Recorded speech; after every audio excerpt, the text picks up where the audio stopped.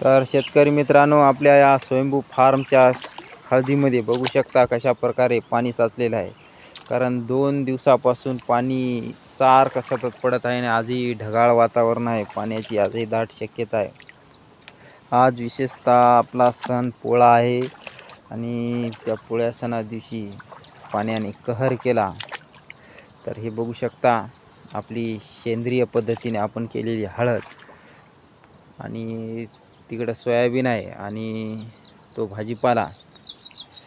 तर अशा प्रकारे हे पाणी असं साचून हे पाणी इकडं बाजूला ओढा आहे, तो ओढा तुम्हाला दाखवल.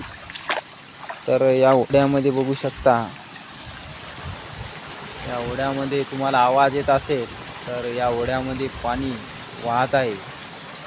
तर अशा प्रकारे आता आपण आपली हळद सध्या बऱ्यापैकी, कारण आपण सेंद्रिय पद्धतीने इथं हळद आपण करतो, तर या पाण्यामुळं मला वाटतं थोडी कंदसड वगैरे लागण्याची शक्यता राहील.